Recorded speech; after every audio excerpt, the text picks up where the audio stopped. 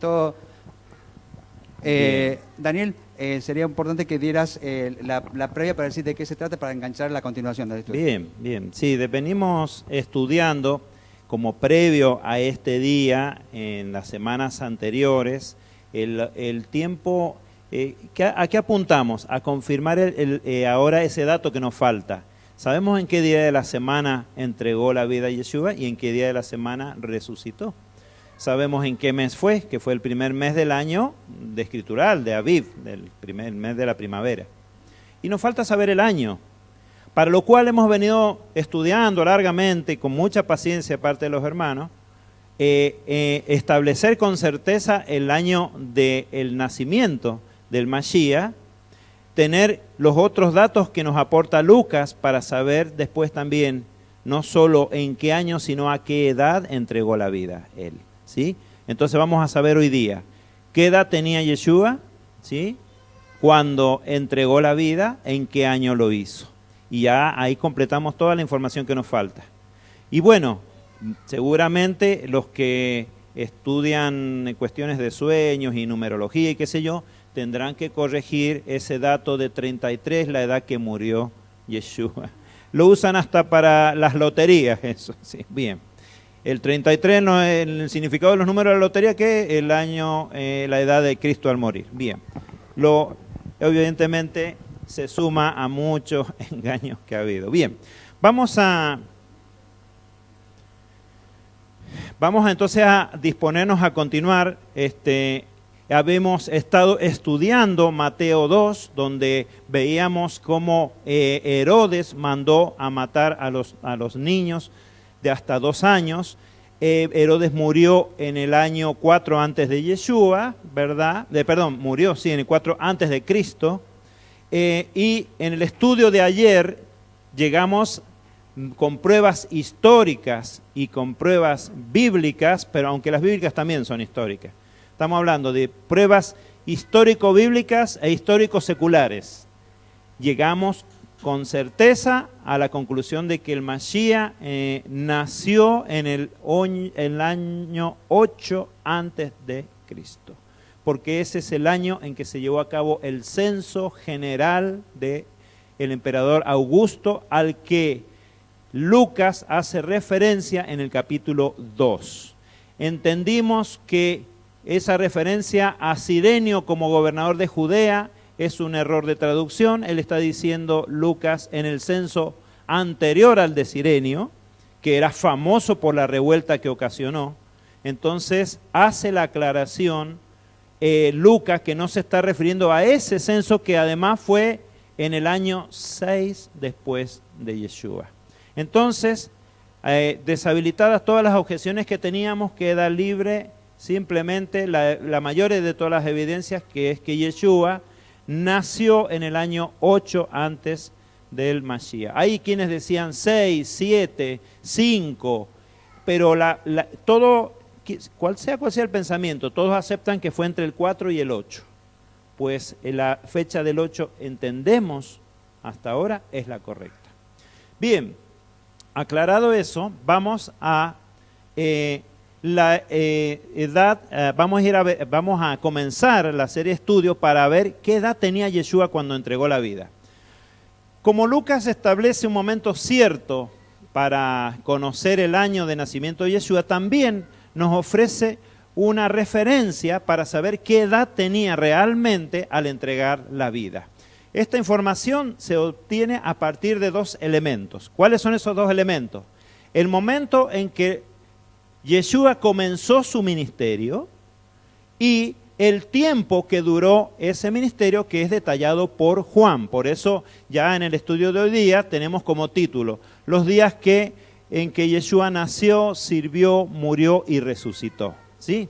Bien, desde Mateo hasta Juan. Bien, principia el ministerio, Lucas 3, verso 1 al 3. Fíjense lo que dice, y acá Lucas, que es muy detallista, da una información que es verificable con la historia secular. Bien, dice así: en el año 15 del imperio de Tiberio César, siendo Poncio Pilato gobernador de Judea, Herodes tetrarca de Galilea, siendo su hermano Filipo tetrarca de Iturea, de la provincia de Traconite, y Lisanías tetrarca de Abilinia. Fíjense cuántos datos históricos da, que son verificables por la historia secular. Vamos a ver cuándo gobernó este y cuánto gobernó otro.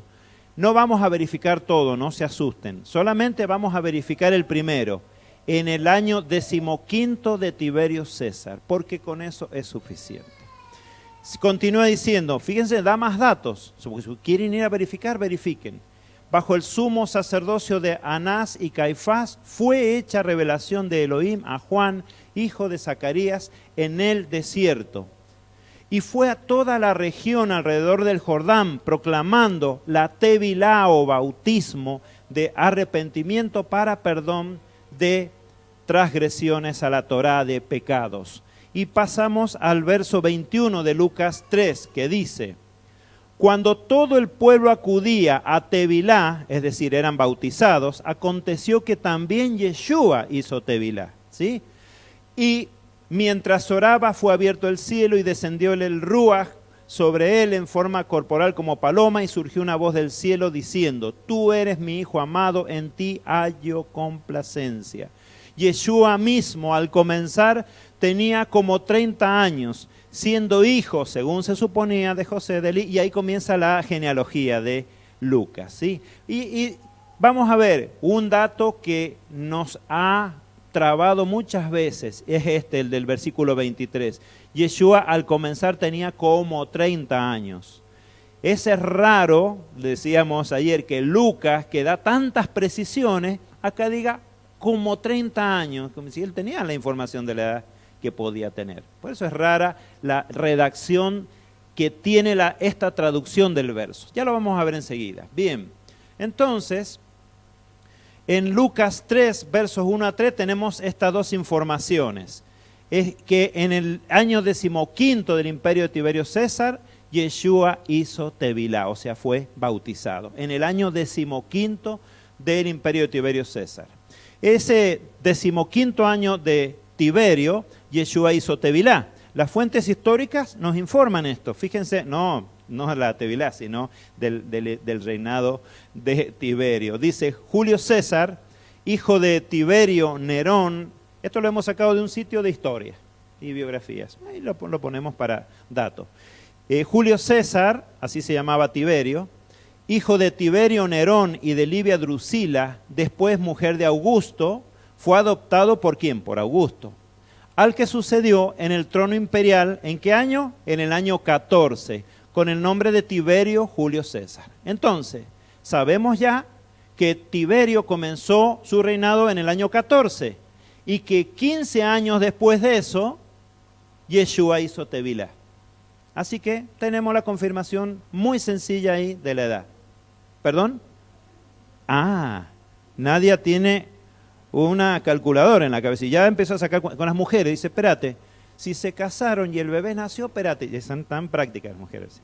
Bien, entonces, sí, está sacando cuentas correctamente, Nadia. Fíjense, si Tiberio, para los que no quieren sacar cuentas, si Tiberio comenzó su gobierno en el año 14 DC, después de Cristo, y si para el año 15 de ese gobierno Yeshua cumplió tevilá, entonces Yeshua hizo tevilá en el año 29 después de Cristo.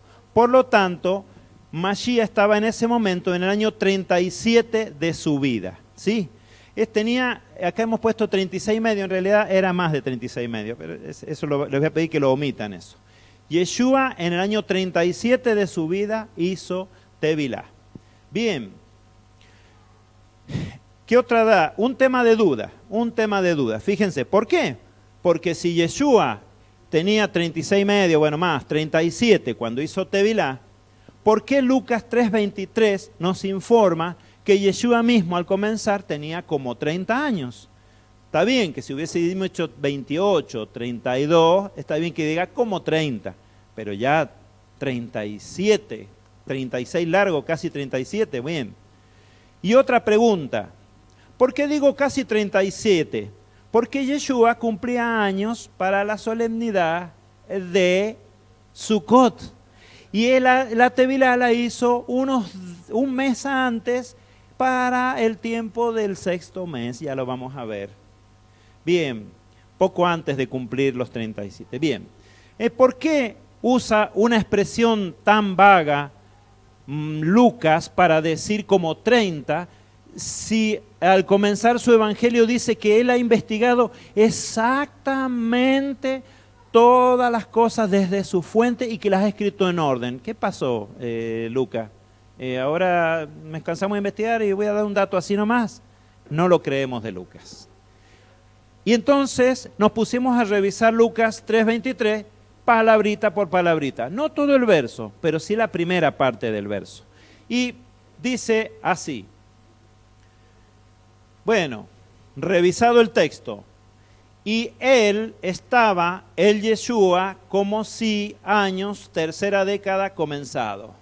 Esa es la traducción literal. A ver, kai autos en Hoyeshus, Josei eton triaconta arjomenos. Bien, ahora que leí el último, ahora lo entendieron, ¿verdad? Bien. No, ¿qué pasa? Que esta palabra triaconta se usa tanto para decir que tenés 30 como que estás en la tercera década. ¿Sí? Entonces, la expresión final que queda, traducida a nuestro lenguaje más entendible, en forma más entendible, dice, y estaba Yeshua en los años de comenzada su tercera década. Eso es lo que está diciendo realmente el verso. Probablemente algún traductor pudiera poner esto de una forma más entendible todavía. Tenía 30 y tantos, diríamos nosotros. Bien, no esa, como lo decía vos, porque en algunos países es mala palabra. Bien, sí. Entonces decíamos 30 y tantos. Bien, entonces, claro, acá se nos abre el panorama, porque ya no tenemos que sujetar el inicio del ministerio de Yeshua a sus 30 años, sino que lo podemos sujetar a la evidencia histórica que Lucas nos da, que nos dice que comenzó a los 37. Bien, dicho esto, Tevilá e inicio del ministerio de Yeshua. Y acá hay algo precioso, fíjense. Luego de cumplir Tevilá, Yeshua fue llevado por el Ruach al desierto. Si ustedes siguen el relato del Evangelio, vemos esto. Lucas 4 nos dice que Yeshua, pleno del Ruach de santidad, del Espíritu de santidad, regresó del Jordán y fue impulsado por el Espíritu al desierto. En el desierto hizo ayuno por 40 días, ¿sí? Bien, y fue tentado por el diablo. Y dice el verso 2 de Lucas 4, y era tentado por el diablo por 40 días y no comió nada en aquellos días. ¿Sí? Habiendo vencido la prueba, Yeshua comenzó su ministerio. Y habiendo acabado toda tentación, el diablo se apartó de él hasta un tiempo oportuno. Yeshua regresó a Galilea en el poder del Espíritu y se extendió su fama por toda la comarca y enseñaba en las sinagogas, siendo admirado por todos. ¿Dónde enseñaba Yeshua? En las sinagogas. Por supuesto, la sinagoga no abre el domingo, sino que lo hace en Shabbat. Bien, finalmente, bueno, no finalmente, falta todavía, no se ilusionen. ¿En qué momento del año comenzó Yeshua su ministerio? Bueno, el llamado de Juan fue que las personas hicieran tevilá de arrepentimiento. ¿En qué tiempo se predica arrepentimiento? Para la época de Yom Kippur. Igual lo vamos a demostrar. Marcos 1:4 dice, apareció Juan bautizando en el desierto y proclamando el bautismo de arrepentimiento para el perdón de pecado. Este bautismo es tevilá de arrepentimiento. ¿Sí? Bien, él llama a un tiempo de shuvá, de arrepentimiento. Y decía, hagan shuvá, arrepentíos, porque el reino de los cielos se ha acercado, dice en Mateo 3:2. Llamaba a dejar de hacer el mal. Hagan pues frutos dignos del arrepentimiento, dice en Lucas 3:8. Y le preguntaban ellos qué debían hacer. Y respondiendo les decía, el que tiene 2 túnicas, dé al que no tiene, el que tiene comida, haga lo mismo. Este proceso de hacer primero purificación, después aprender, dejar de hacer lo malo, empezar a hacer lo bueno y hacer obras de bien, es exactamente el proceso que Isaías 1:16 marca para el tiempo de de Yom Kippur, para ese tiempo previo, para el arrepentimiento. Sigue exactamente el mismo dibujo.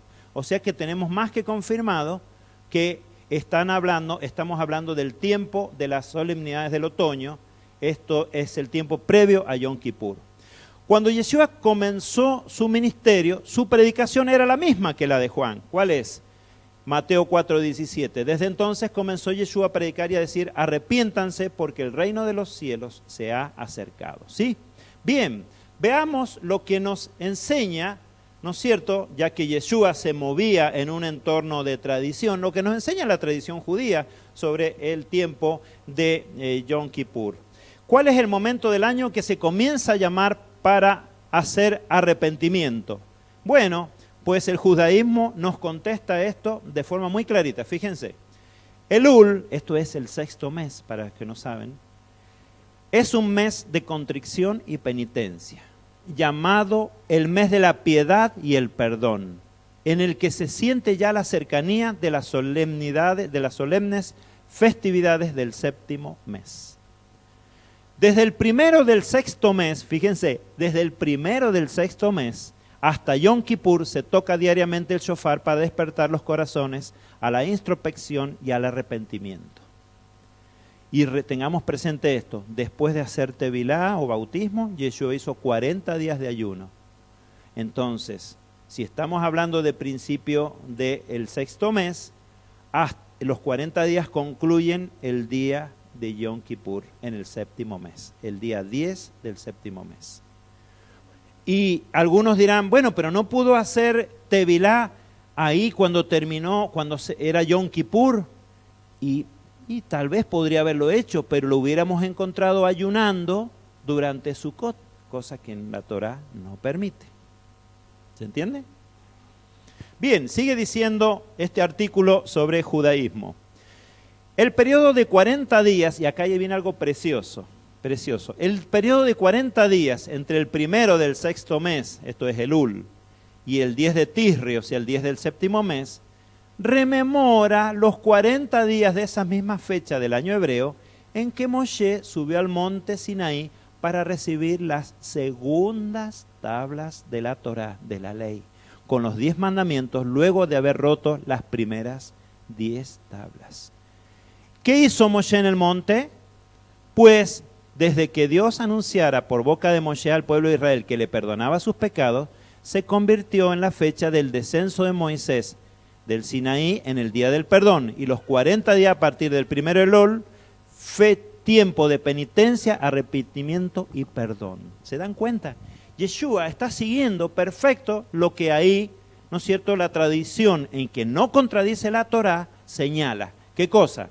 Que se debe hacer 40 días de penitencia y arrepentimiento antes de Yom Kippur. Y Yeshua nos deja un mensaje a nosotros diciendo: cuidado con esos 40 días. Fíjense cómo lo hice yo. Porque el que dice que permanece en el Mesías debe andar como él anduvo. Entonces esto nos marca a nosotros como asamblea que cuando lleguemos al primero del sexto mes debemos seguir los pasos del Mashiach.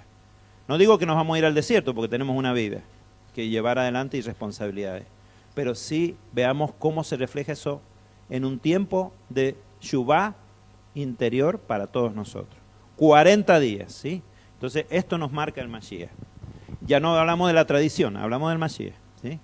Bien, entonces el inicio del ministerio, el momento del año en que Juan llamó a Tevilá, o sea, bautismo, y Yeshua y todo el pueblo concurrió, fue durante el sexto mes, durante los 40 días antes de la solemnidad de Yom Kippur o Día del Perdón. En ese tiempo Yeshua ayunó 40 días, luego de lo cual comenzó su ministerio en Yom Kippur. Hizo exactamente lo que Moshe. Moshe subió al monte y estuvo 40 días absteniéndose de alimento y recibió la renovación del pacto.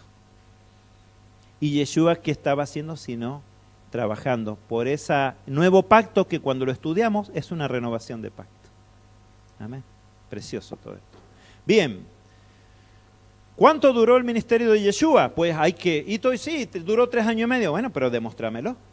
Bien, porque hay quienes, yo les voy a decir, busquen en internet, hay quienes dicen que duró 1 año el ministerio. Bien, basando, tienen sus pruebas. Nosotros vamos a presentar las nuestras. Bien, tiempo transcurrido, dice esta tablita, ¿qué sucede en ese momento? Pasaje y las notitas. Vamos a verlo rápidamente. Dice así, analicemos, mes 0, Yeshua tiene casi 37 años, inicia su ministerio en las fiestas del séptimo mes, ¿sí? Vamos sacando cuentas. Bien, a los 6 meses vive él su primer Pesaj ya dentro del ministerio. ¿Quién lo testimonia? Juan 2, verso 13. Y acá en ese Juan dice que ahí echó a los cambistas.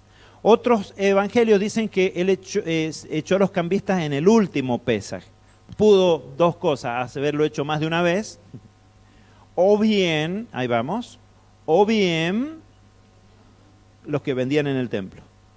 O bien Juan, que es muy detallista también en el orden de los sucesos, lo relató correctamente. Sí, Alejo. ¿Por qué Yeshua hubiera empezado el 36 y medio años? Si él empezó en Yom Kippur y él nació en Sukkot. Por eso lo 5 aclarábamos días. hace un ratito. Poquito antes de cumplir los 37. Era más de 36 y medio. Ujú. Pero está bien, quiere decir. Bien, bien. A los 18 meses de esto cumple su segundo Pesaj. ¿Por qué? Porque 6 más 12 un año después son 18, ¿verdad? Y dice, sana al impedido por 38 años, eso lo tenemos en Juan 5.1. Entonces Juan nos va detallando aquellos Pesaj en los que Yeshua subió a Jerusalén, ¿sí?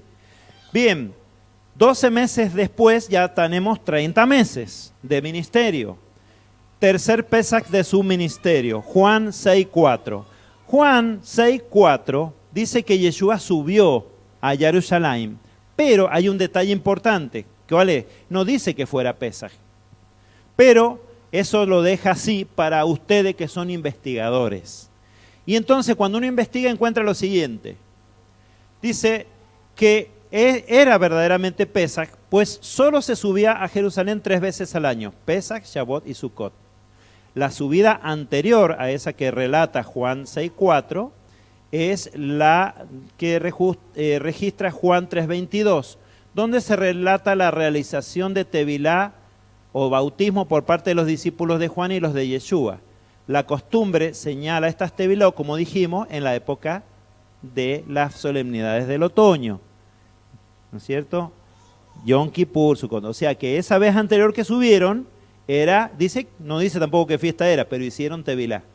En la siguiente que registra tampoco dice qué era, pero es la siguiente vez que subieron a Jerusalén. ¿Cuándo? Pesaj, ¿sí? Bien, y la última vez que Yeshua sube a Jerusalén es cuando ya estamos cumpliendo los 42 meses de ministerio y que es el último Pesaj Yeshua cuando él entregó la vida, y eso lo relata Juan 13.1. Conclusión de todo esto, simplemente que, vamos a esperar que llegue el texto, que esos 42 meses son 3 años y medio. Eso es lo que duró el ministerio. Teníamos la edad, tenemos la edad de inicio del ministerio, tenemos el año de inicio del ministerio, solo tenemos que sumar 3 años y medio, y el detalle de la edad de Yeshua a la hora de entregar la vida, a la edad de entregar la vida lo tenemos ya prácticamente. Bien, bien, ¿qué dice? ¿En qué año y a qué edad entregó Yeshua la vida? Bueno, nació en el 8 AC, antes de Cristo, comenzó el ministerio el 29 DC, a los casi 37 años de edad. En ese mismo año 29 comenzó su ministerio. El ministerio duró 3 años y medio, desde 29 hasta el 33 DC, ¿sí? Al entregar la vida, transcurría el 40º año de su vida. Otro número tremendo en la Escritura, 40 años. Bien. Les digo que yo en ningún momento dije, ay, qué bueno estaría que Yeshua entregara la vida a los 40. No, le dije, Señor, llévame por este estudio hasta donde vayamos. Inclusive teníamos otro concepto. Llévame. Y cuando llegamos hicimos una verificación con José antes de empezar, y también me decía, espérate, pero con la tradición no coincide. Y verificamos, y la tradición también se basa en la visualización de la luna, y ahí estaba la diferencia. Pero eso lo vamos a dejar para quizá para otro estudio. Bien, bien, vamos a ver. Fíjense esta línea de tiempo, con esto terminamos. Les voy a repartir una línea de tiempo a cada uno para que la tengan. Bien, ¿qué nos muestra? La época esa en que Augusto ya terminó su reinado y Tiberio comenzó el suyo, ¿verdad?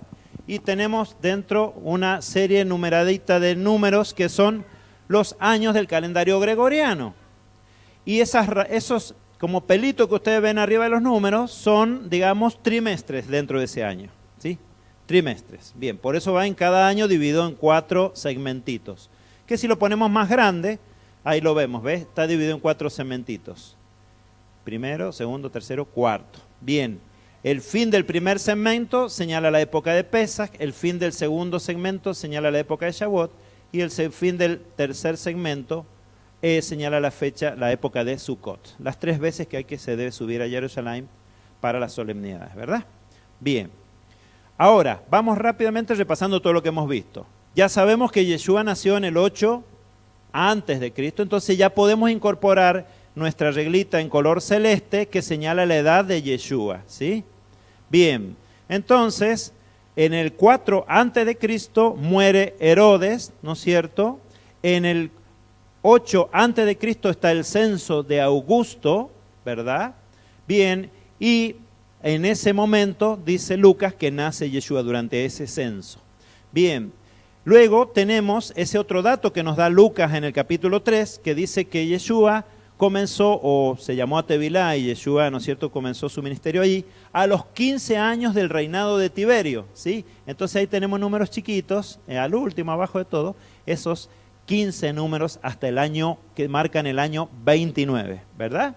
Bien, ahora ponemos ahí en el año 29 que Yeshua cumple Tevilá, cuando Juan llama a arrepentimiento a todo el pueblo para la época, ¿qué época? Para Sukkot.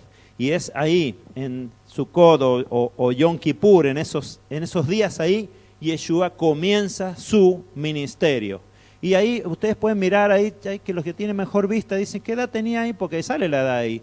Tenía 36, casi a punto de cumplir los 37, Yeshua. Claro que acá tenemos, ¿no es cierto? ¿Se activó un Zoom, puede ser? Gracias, Ezequiel, gracias. Bien, sí. Acuérdense, estos numeritos son edad que está transcurriendo, ¿no es cierto? Y cuando está la rayita al final del número es edad cumplida. En la Biblia se usa el conteo por edad, año que se está transcurriendo. Nosotros contamos por año cumplido. Esto fue idea de las damas para siempre poder bajarse un año de la edad. Bueno, nada, mentira. Bien, gracias, Ezequiel. Bien, ahora vamos al siguiente elemento que le agregamos a la línea de tiempo, queda poquito. 3 años y medio de ministerio, eso nos deja que Yeshua entregó la vida en Pesaj en el año 33 DC, cuando él cumplía o había cumplido ya completa sus 40 años de edad. Bien, hemos ido bastante rápido, porque total el que se queda con dudas después puede ver el video, ya está. Lo pausa y piensa un poquito. Bien, vamos a ver algunas conclusiones. Del mismo modo en que Moshe ascendió al monte 40 días para interceder por Israel, Yeshua, luego de cumplir la purificación a través de la Tevilá, se retiró 40 días al desierto. Como Moshe, Yeshua preparó la renovación del pacto por esos 40 días, durante 40 días sin comer. Y es lo que dice Éxodo 34:28, que dice que Moshe estuvo con Yahvé 40 días y 40 noches sin comer pan ni beber agua y escribió sobre las tablas las palabras del pacto, las 10 palabras. Obviamente sobrevivió de manera sobrenatural, porque sin comer podemos estar 40 días, sin beber no. Pero él sobrevivió de manera... Cuando bajó, dice el verso siguiente, o los versos siguientes, venía resplandeciente, ¿sí? ¿Qué agua bebió? La de la Torá. Impresionante. Bien. Dice... Del mismo modo que Isaac fue voluntariamente también al sacrificio a los 37 años, sí, Yeshua comenzó el ministerio en el año 37 de su vida. Isaac a sus 37 no tuvo que morir. No tuvo que morir. Él fue, pero él no tuvo que morir, como todos nosotros. ¿Sí? No tuvimos que morir, fue sustituido. En el año 37, Yeshua tomó la posta. Tomó él lo que estaba pendiente ahí, de que alguien entregara la vida. Y después de 3 años y medio, a los 40, cumplió, ¿no es cierto?, su deber de entregar su vida por nosotros, voluntariamente, por supuesto. Algo más de conclusiones. Según el Talmud, al año siguiente que Yeshua comenzó su ministerio, el Eterno ya no manifestó aceptación del sacrificio de Yom Kippur. Esto lo comentó José en el estudio de ayer, en el video lo pueden ver. Ahí ofrece detalles. Pero desde que Yeshua ya hizo esa intercesión por nosotros en esos 40 días, de ahí en más, ya el año siguiente, ese Yom Kippur ya fue quizás el último. Después de ese, durante 40 años no se aceptó. ¿Y por qué por 40 años? Porque a los 40 años fue destruido el templo. En el año 70. Y ya no hubo más. Pero había una señal que José la detalla en el estudio de ayer, donde se sabe que ellos aguardaban que el Eterno diera esa señal de aprobación o de perdón, y no la dio durante 40 años, y ni uno salió la señal del otro lado.